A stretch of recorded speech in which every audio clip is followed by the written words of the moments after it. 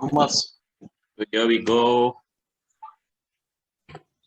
Me, if you can see. Oh, wonderful. Can you see a full screen? Yes. Okay, Yes. great. Yeah. So thank you. I mean, great opportunity. I've just come back about 2.5 weeks ago from a second Himalayan bicycle ride. Not my second trip, third trip. The first one was memorable in 1983 with GS medical classmates, especially Milind, Shamgaonkar, Siddhi and others, Jayesh Shah.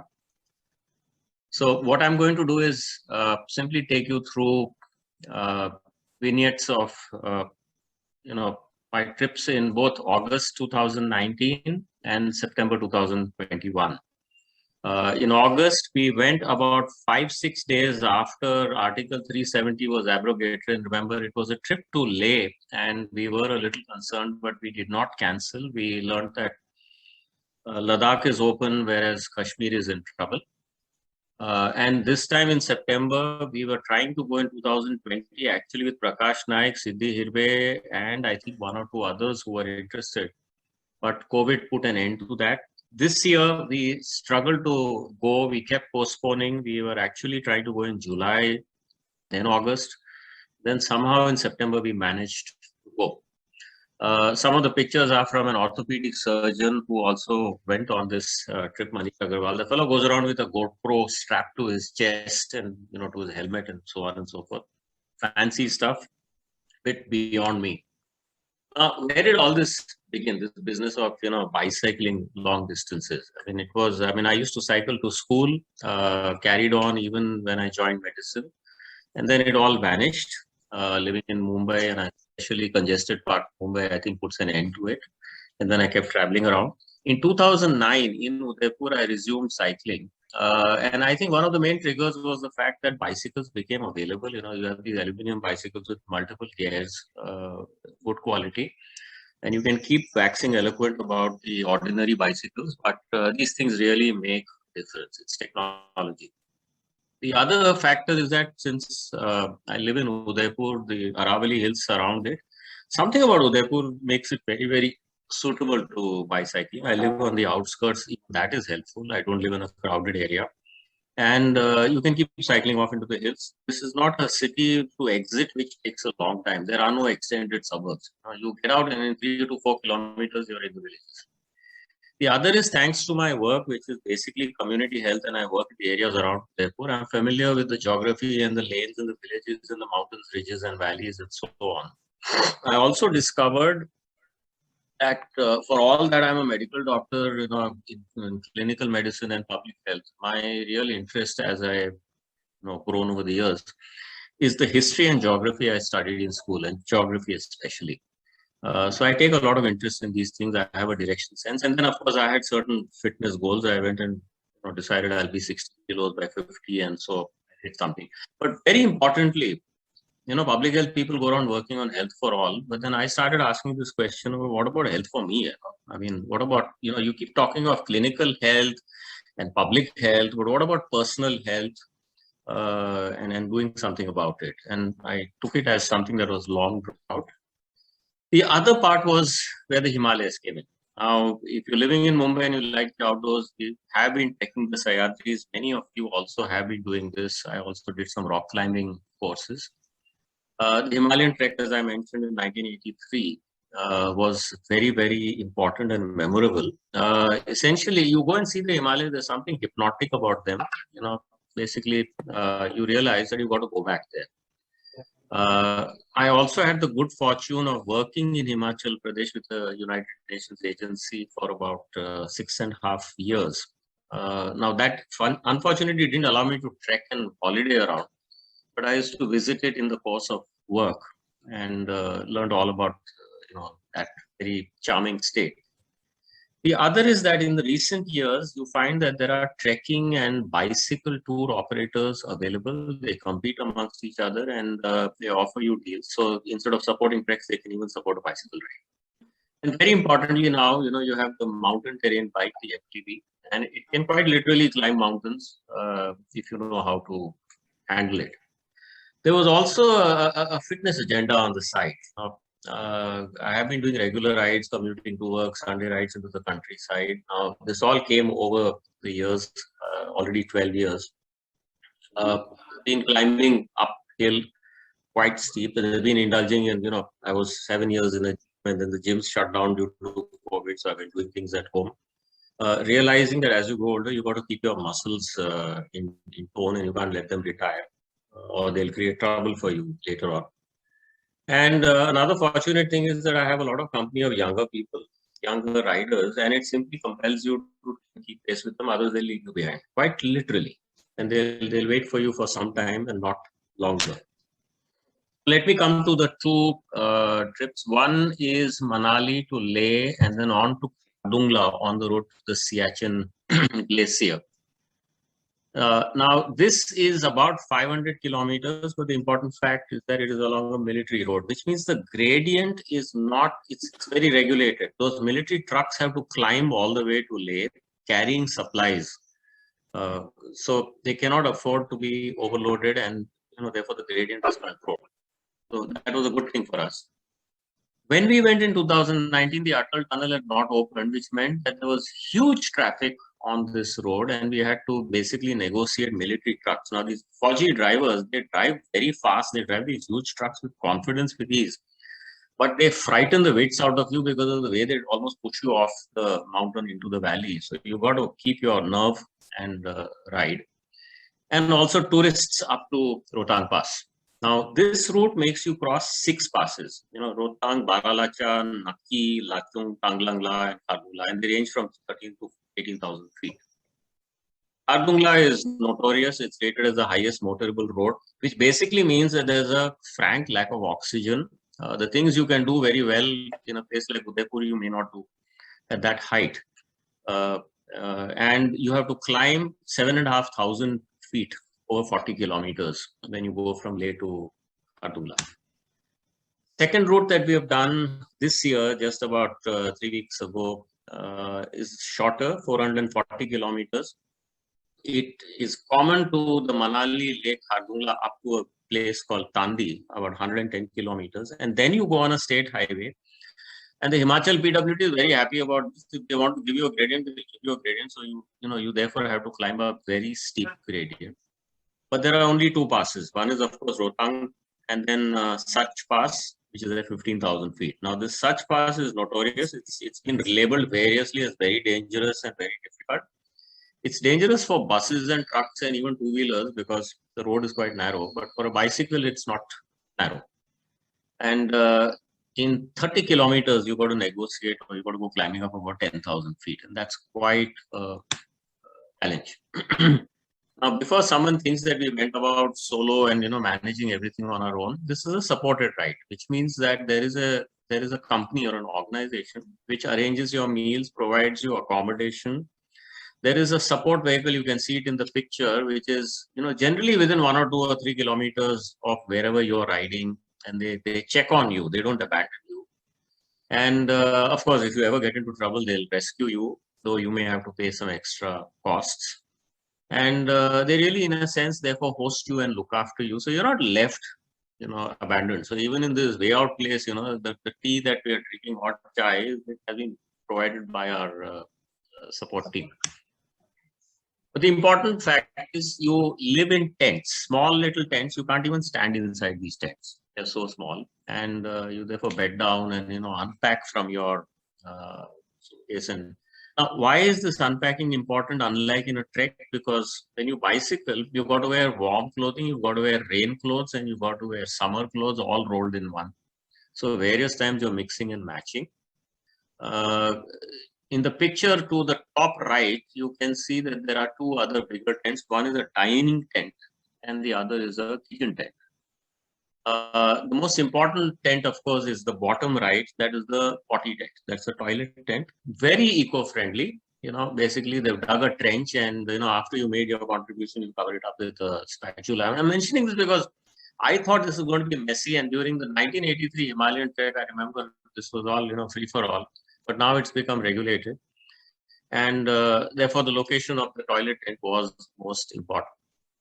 Now, I first captioned this slide as "but no connectivity." Then I decided to call it "and no connectivity" because it's a bit of a relief that you have no connectivity. And on the Manali to Khardungla trip, for 5 days we had no connectivity at all. We were just disconnected from the world. No WhatsApp, no telephones. On certain days, it snowed heavily, and it was credit to our hosts, the tour operator, that they really kept things going, and they give you hot soup and hot chai. I mean, I wouldn't have managed too well in this kind of weather. We went to bed one night, and it was cloudy, and the air was still. Next morning, we find that there's a whole carpet of snow. Quite a unique experience. On certain days, they also put you up in something called the Swiss tent. Better done up places with a toilet at the back. I mean, a tent, but more comfortable, better amenities, sometimes even electricity. On the route, we ran into other riders. Now, this is the nice thing about a bicycle. You go by a car or a taxi, you make a big noise, you're in a machine, and you go from one place to the other. And basically, the car is too much of your life. You go on a bicycle, you're as good as on the road. You can stop whenever you want. You're just so slow that you can understand and appreciate nature. You can meet people, talk to them. So these fellows looking like Pink Panthers are members of the Chandigarh Cycling Club that we ran into in 2019. And they were doing this trip to Udaipur and Chamba and Dalhousie, which is how we got our idea for the second trip. To the right, you see this character, this one gentleman. His name is Afzal, and he kept concealing his name because for some reason he thought that he'll get negative reactions. He's been cycling on an ordinary Hero bicycle without gears, the Sida Sada cycle from Coimbatore, and he was going all the way to Khardungla.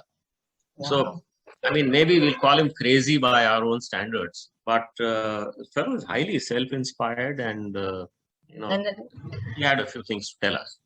Quite Was he alone? Alone, all alone with all his luggage on his bicycle. I mean, here we were in this comfortable way with a support organization. This guy is doing it alone, and he's been cycling from Coimbatore all the way to Khardungla with hardly any money.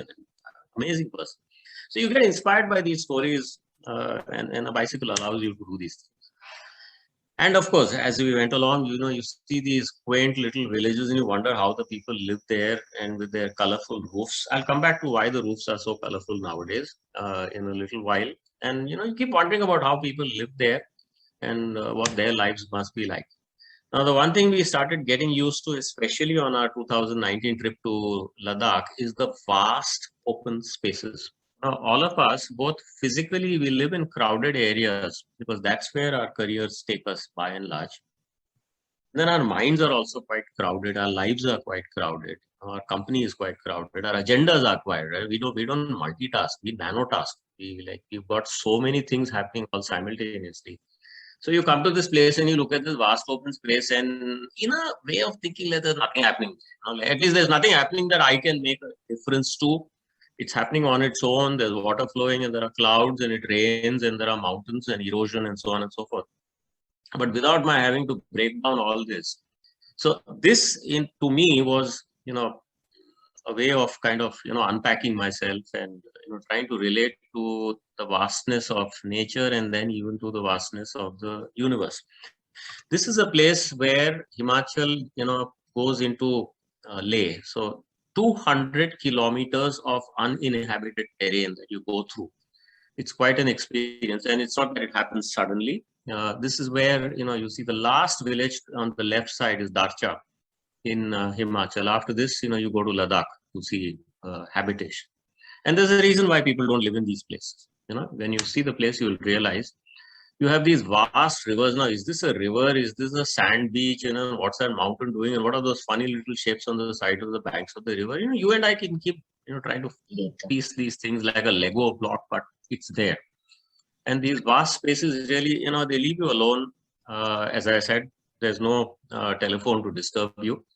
You can keep thinking for yourself because the rides are very long. You plod on for about 60 to 80 kilometers a day. And that is the equivalent of 100 to 150 kilometers in the lower parts of the country because of the oxygen does make a difference, the lack of it. And when you keep climbing, I mean, it is quite a challenge. And, the area, the place and the aura starts enveloping. Now, one thing that all of us do is sometimes I feel we are not living life. We're trying to go recording and photographing our lives. And especially since cameras have got latched on to telephones, and telephones are latched on to our bodies and minds and our lives. We keep trying to photograph just about everything. If anything can be photographed, it will be photographed. And on a Himalayan experience like this, let me not even call it a ride, because riding is not just the big thing. You're also trying to see and understand and just be there. You wonder how much you want to photograph. So should you click or should you not click? Now, there are times when you're racing downhill, you got to brake very hard and stop and then take a photograph. And then you say, oh my God, and I was enjoying myself going downhill, and what am I doing now? I'm taking a photograph. And you have this lust for the best photograph. We all lust for good selfies. So you think, no, I don't think this was the best. Then after another 1 or 2 kilometers, you stop again and take another photograph. Then you get sick of it, you can it, and then you just say, to hell with it. Let me not record it. But the only reason that you people are seeing this is because I stopped to click. So, I haven't figured out myself. But as things go in the group that I inhabit, which is mostly youngsters, people younger to me, they see me as the cranky oldie who doesn't want to take photographs and has got all this heavy philosophy about not taking pictures. So this picture is just 1 kilometer beyond Rotang Pass. Now, Rotang Pass, everybody goes and gets that picture taken there. You go beyond Rotang Pass, you get this, but hardly anyone goes there. So very often, the really interesting place is just beyond the famous one.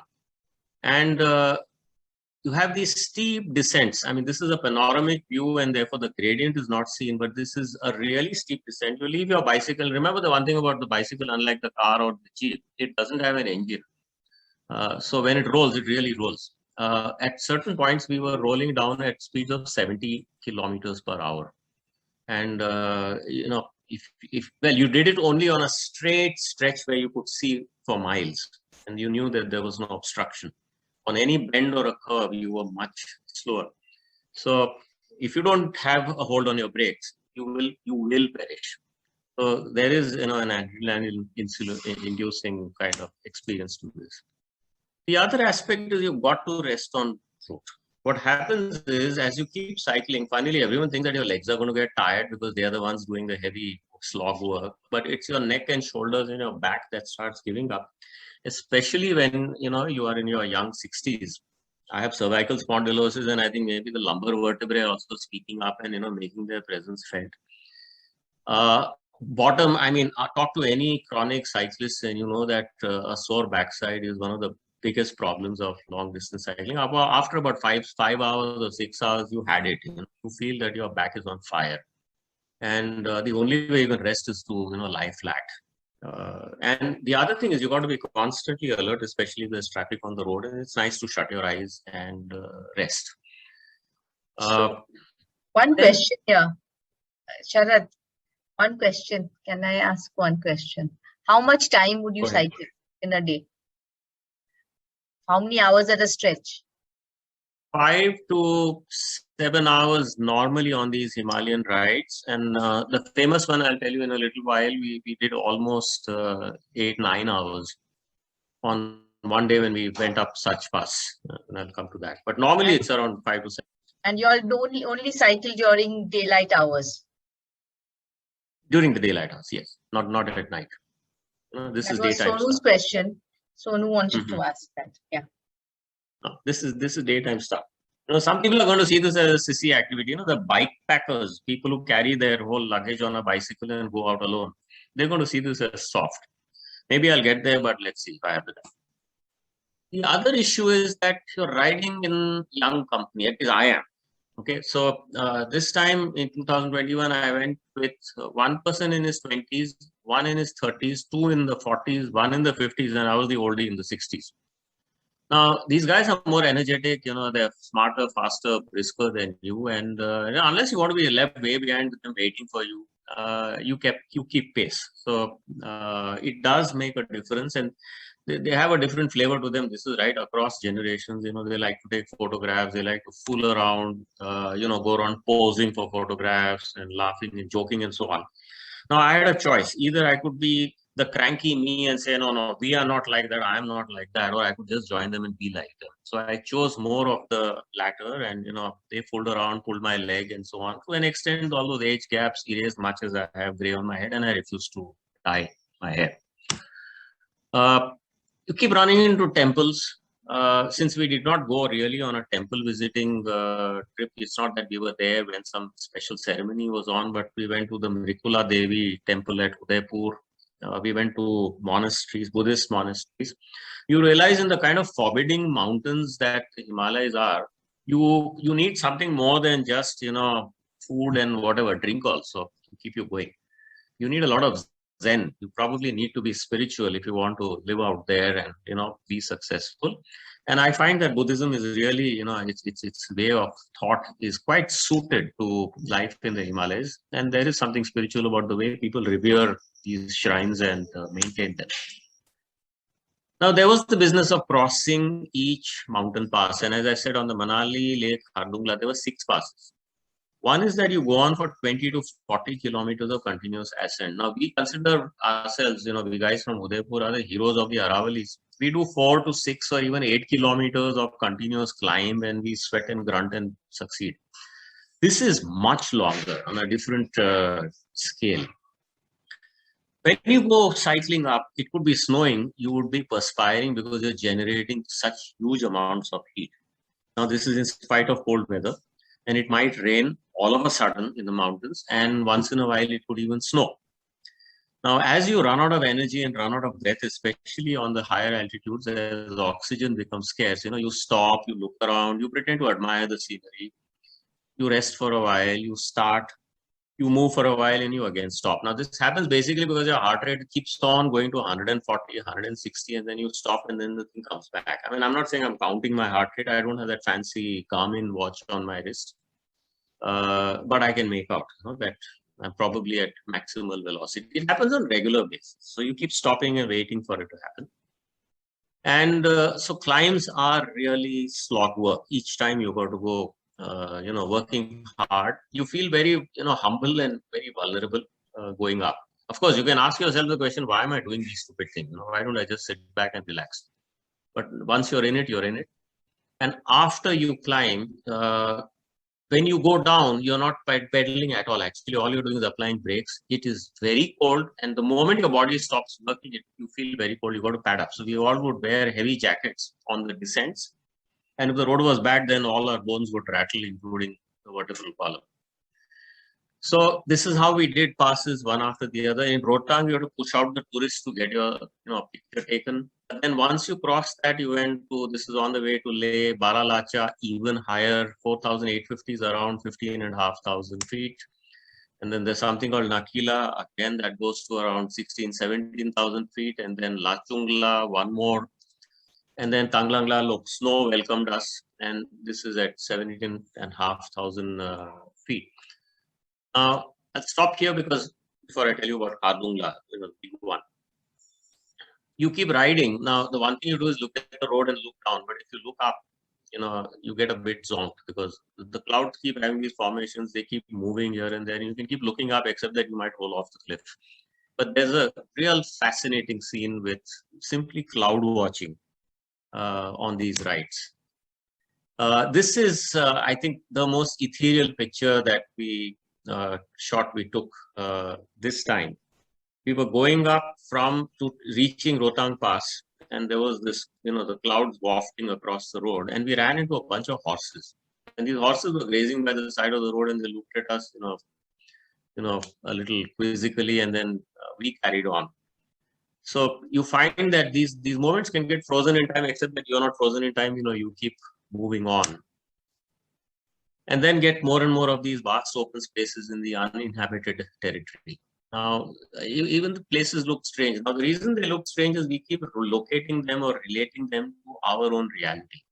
So I looked at this and I said, this looks like chocolate. This looks like chocolate ice cream, But it's a whole huge mountain, This is a proper mountain. This is not even a hill by standards. I mean, it will take you probably 2 days to go up this, if you can go up the slippery slope. It looks slippery.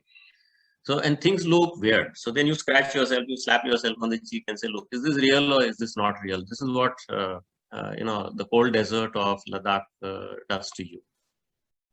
You get onto this road and the road seems to go away. Now, I was alone, everybody had gone ahead. And in a little while you feel, you're really alone. You might even feel worried and a little frightened, but, in life, actually, you're alone.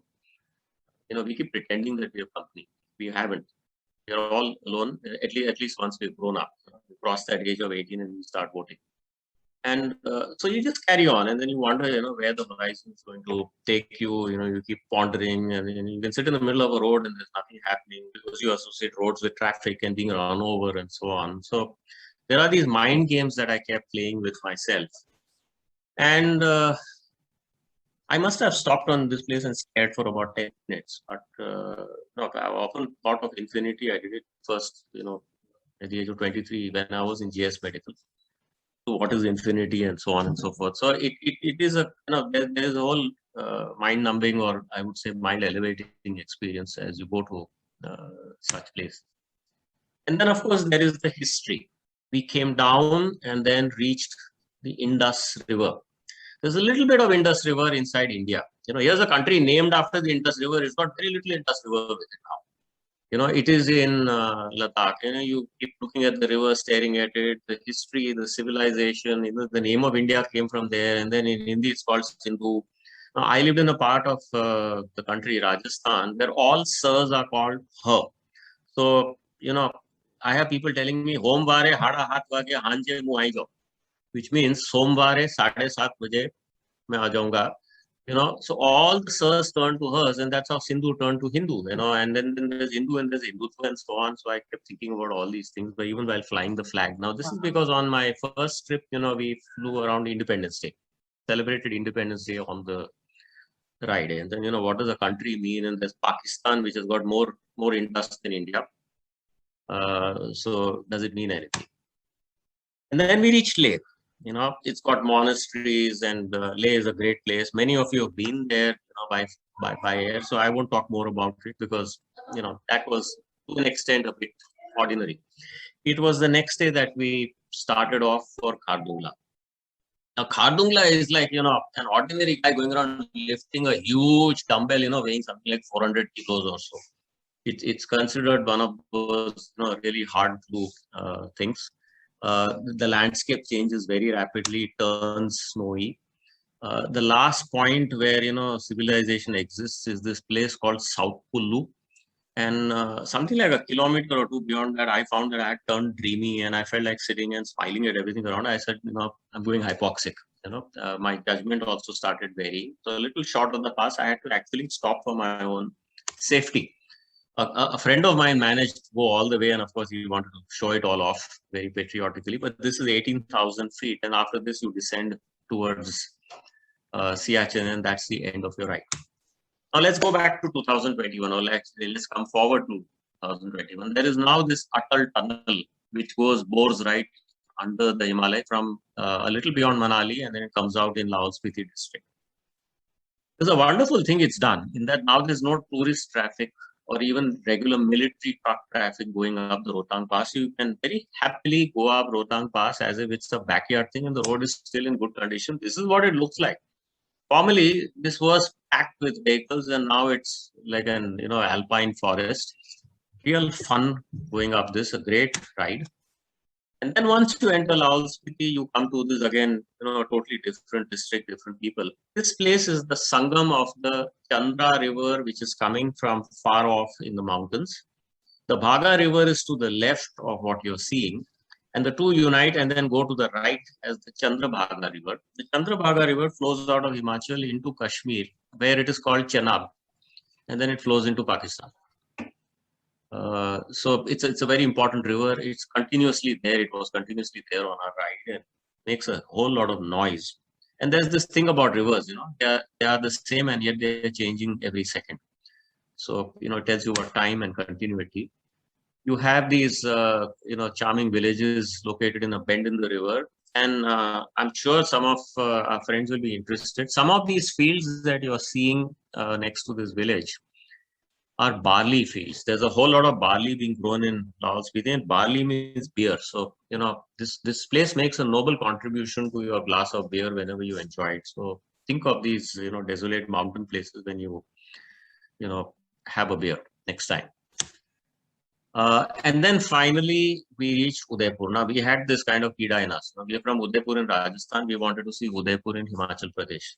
I think most of you would know that there is an Udaipur in Himachal Pradesh, which is on the river Chandrabhaga. And we were quite delighted, and, in a very childish way, we were very exultant about it. And then we went to the local government official and said, we want to take a picture with you because, you are in Udaipur and you come from Udaipur.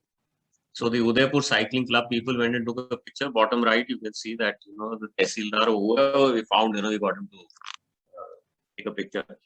My point is, to enjoy these rides, you've got to become a little silly. And, that adds to the fun. And then we set off on the tough part of this ride, which basically means you're riding on very rough roads, trails along the side of a river, and you have many cliffhangers to this place called Kilad. Some people call it Killer, but Kilad is a very interior village in the Pangi Valley of Himachal Pradesh in Chamba district. Untouched, unspoiled, it's a beautiful place and very rough. It meant that, several times you were going along narrow roads with the river constantly reminding you, you trip and I'll welcome you. And then after a night in Kilad came this, finale where we decided to charge up the Sach Pass. We had been warned that it's very difficult. So top left, you can see the road crawling up, in between two mountains up. And we said, here we go. Bottom left is the bridge on the river Chandrabhaga. You have to cross it and then go up the river. That's where we started and started furiously pedaling up with a lot of optimism. Kind of interminable road, crazy place with waterfalls, pouring. If you look at that picture on the left very carefully, you will see a cyclist. That's me, trying to dodge the water pouring onto me. And at a certain point, I stopped and I was chatting with a friend, with one of the teammates. And just before leaving, I saw that right next to my front wheel was this snake. Now, I believe or I understand that there are very few snakes in the Himalayas, especially in the upper Himalayas, which is where we were. There are even fewer cyclists in the Himalayas. Now, the chance that a snake would go and encounter a cyclist is really near zero. But there it was, barely, 1.5, 2 feet away from me. And this looks like a viper, unless one of you fellows will tell me it's non-poisonous, but it looks quite vicious. So kept a safe distance and moved on. And I kept wondering, had I been superstitious, I would have said, is this a signal? Koi sanket aa gaya hai kya kahin se? That you're in for trouble. But trouble in a way there was. We were trying to climb 5,000 to 15,000 feet within 30 kilometers, and the temperature on the riverbank was 28 degrees. By the time we reached the top, it was -3. And as I told you, when you climb, you are warming up, but the moment you stop, you start cooling down, and so your physiology goes for a toss. There were various sections where I found that by then legs were aching, your body was kind of beginning to break up. Getting palpitations every 200 meters. So at a certain point, I stopped riding and I started pushing the bicycle. Then I gave up the bicycle, started walking up the pass where I said I will make it. The road doesn't seem to end. It just goes on and on and on. We were probably going up at a speed of around 2 to 3 kilometers per hour. It became that difficult. But somehow reached with sub-zero temperatures with snow on the horizon. And Sach Pass is a very uninteresting place. There's really nothing out there except a pass. You go to the other side from there. Then, of course, there was this trip downhill, and as you go back to civilization, you feel you come out of some kind of a horror movie or so, a nightmare, and you come back to civilization. You start seeing villages, you start seeing houses. Rolling down, of course, is so much easier than going up. The bottom right picture, in a way illustrates the earlier roofs in Himachal were slate roofs. You see the grey, they are the traditional slate roofs.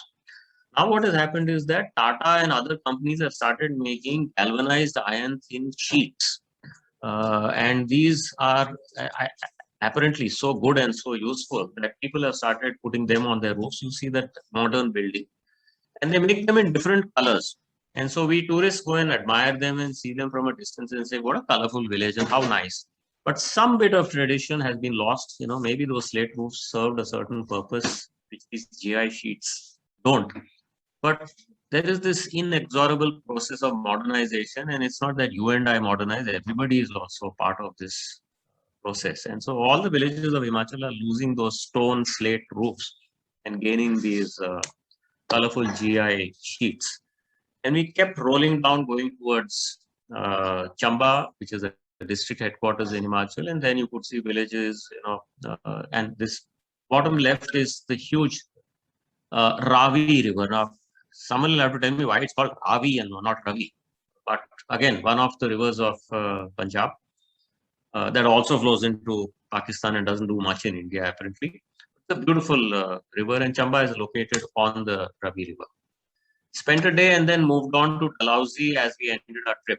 Now, this is a nice long view of Dalhousie from the road going, this is a view of Chamba town from the road to Dalhousie. Looks very nice. The bottom right is filth thrown on the sides of the mountain by educated tourists driving fancy cars and coming from the plains for a holiday.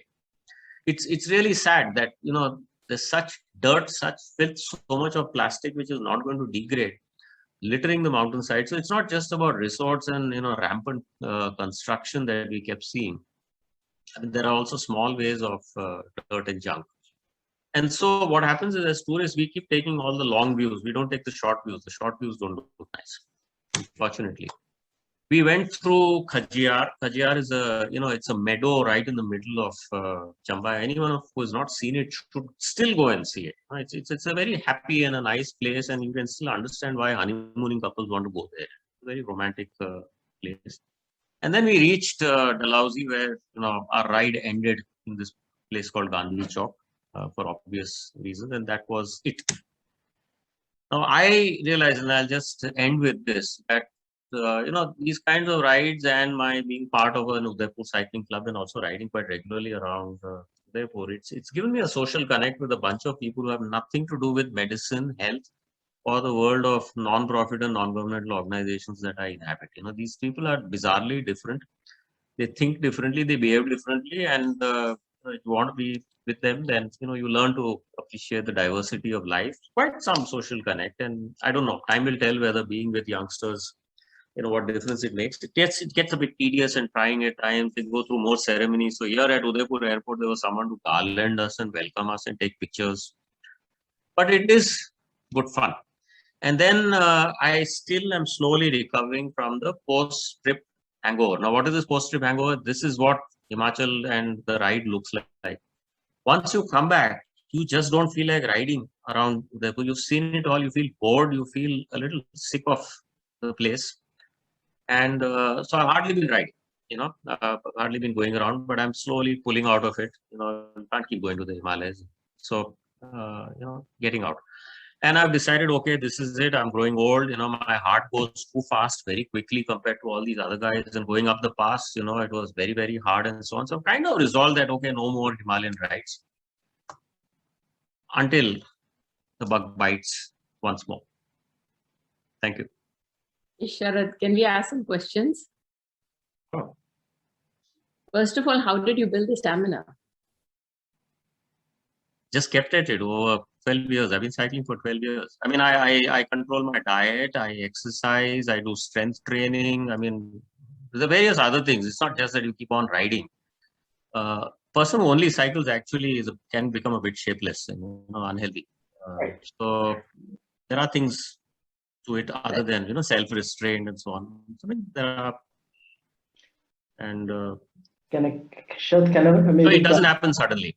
Can I also sort of respond to this? Go ahead. You're a cyclist too.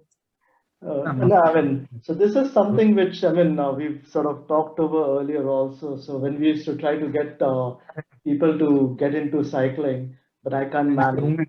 My sort of perspective of looking at it is, I think it's there.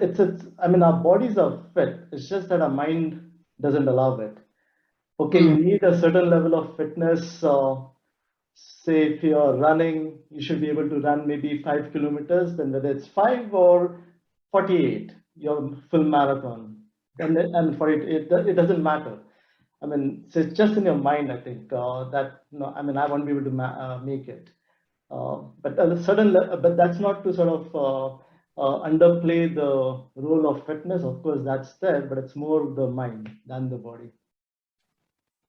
But on a working day, Sharad, and also Siddhi, would like you said, you can't bike, right? On a working day, we all work, right? So you do other things like weight training and types of exercise, right? So no, and I'm not speaking for main career years. I'm talking of currently, and I think it's relevant to us, 50s and 60s.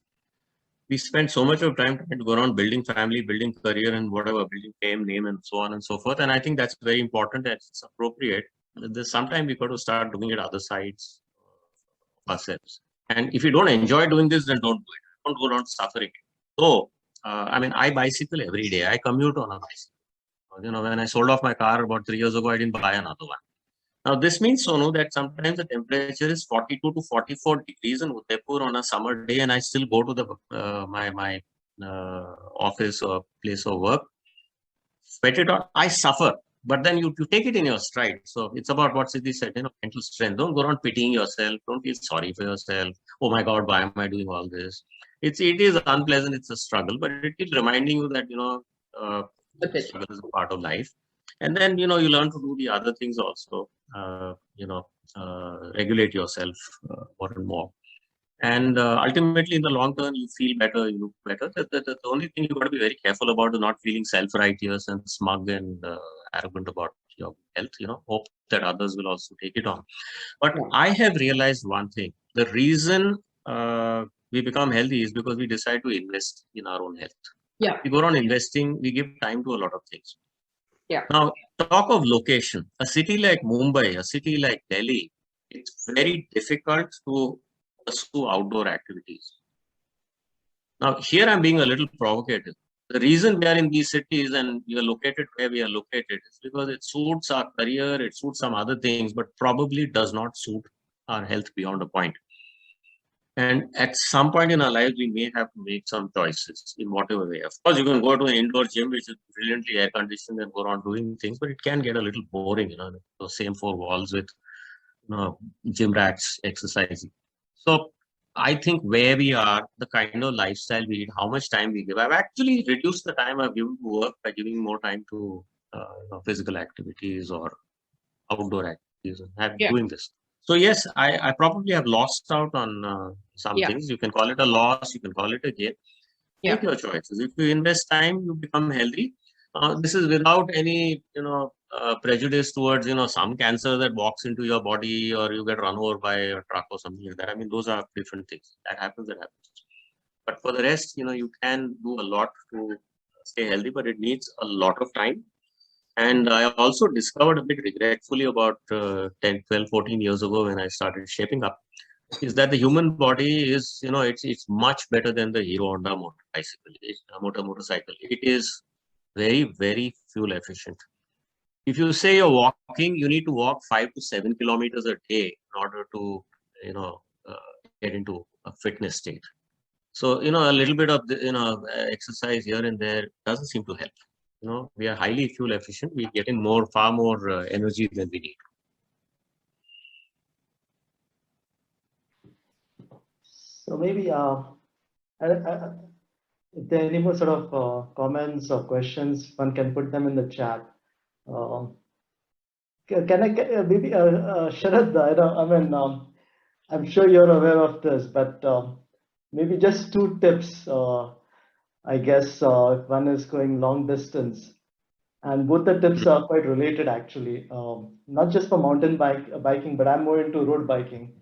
One is saddle sores, and that's something you need to prepare for, because at the end of the day, your buttocks, your bottoms are so sore that the last thing you want to wear, and that's my second tip, you have to travel light. So underclothes, underpants are the last thing you want to wear at night after days of cycling. So that's one way to reduce your weight that you travel with.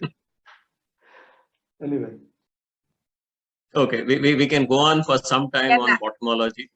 Can I ask, with all this cycling, all the things that you all, that are available, why is there something not created to make the bottom not sore?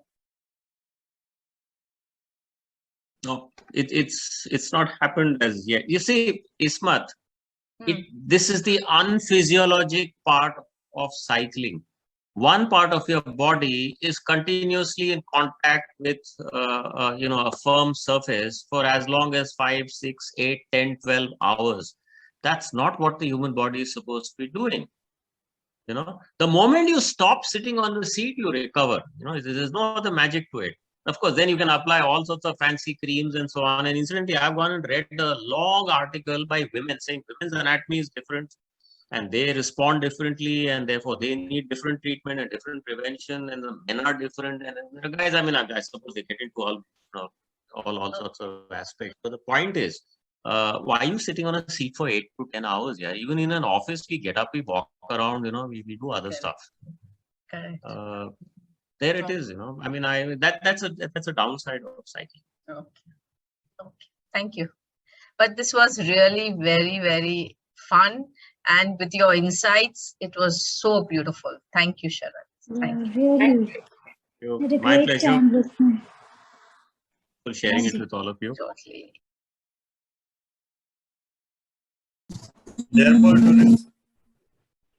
Therefore, during school days, I appear for elementary and intermediate drawing examination. When I got admission in medical college, it was impossible for giving time to creative art.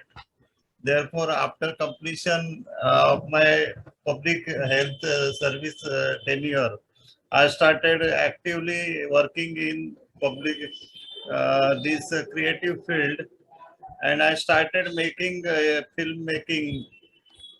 As everybody knows, filmmaking is a screenwriting, casting, shooting, sound recording, pre-production, editing, screening to selected audience for their reviews, then film release exhibition. I am associated with my friend Mr. Shamim Ryan and his Rapta production, and we are making these films. After retirement, I have produced 3 short films. In the beginning, in 11th September 2018, I made Darne Ka Nahi Baba. It was a short video song for the awareness of tuberculosis.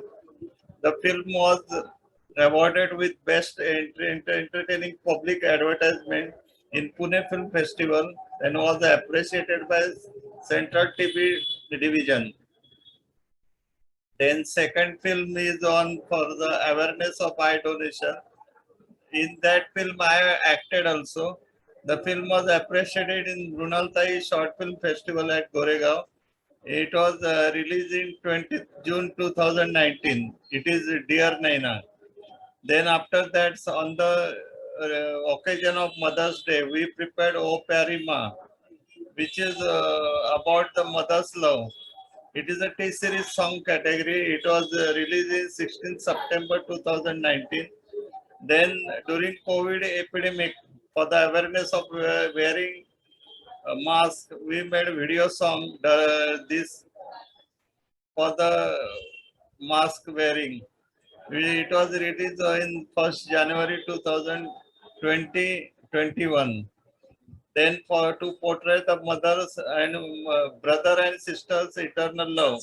And on the occasion of Raksha Bandhan, we released a short video song on 21st August 2021.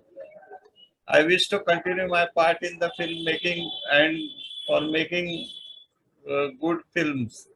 Now we will be seeing a few short films. Over to Ismat. Yeah. Yes.